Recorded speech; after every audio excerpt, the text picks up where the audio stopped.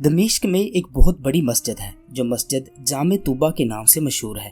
اس مسجد میں ایک طالب علم جو غریب اور عزت نفس میں مشہور تھا، وہ اسی مسجد کے کمرہ میں رہتا تھا۔ 2 روز گزر چکے تھے، اس نے کچھ کھایا پیا نہیں تھا اور اس کے پاس کھانے کے لیے کوئی چیز نہیں تھی اور نہ کوئی پیسہ اس کے پاس تھا۔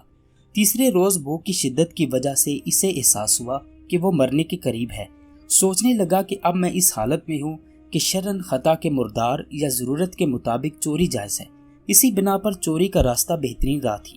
یہ جامع مسجد ایک قدیمی محلے میں واقع ہے اور وہاں تمام مکان قدیمی طرز پر اس طرح بنے ہوئے ہیں کہ ایک دوسرے کی چھتیں آپس میں ملی ہوئی ہیں اور چھتوں سے ہی سارے محلے میں جایا جا سکتا ہے۔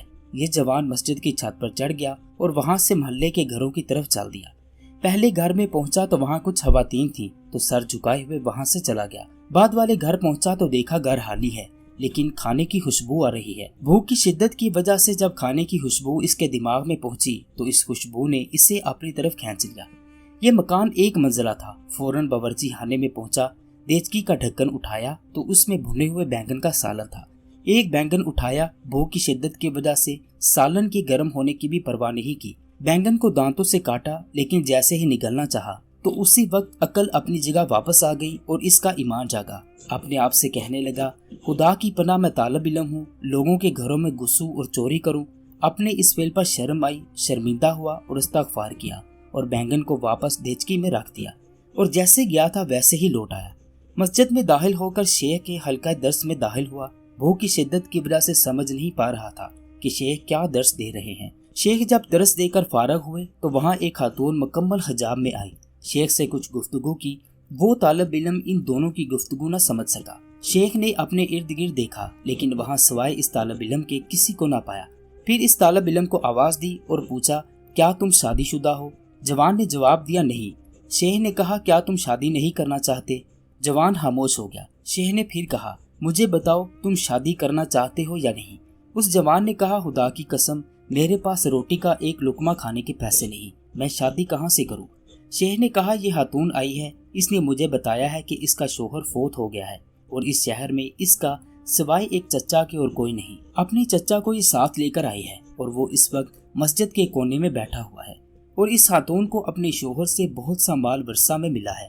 اب یہ آئی ہے اور ایسے مرد سے شادی کرنا چاہتی ہے جو شرعاً اس کا شوہر اور سرپرست ہو تاکہ تنہائی اور بدنیت انسانوں سے محفوظ رہے۔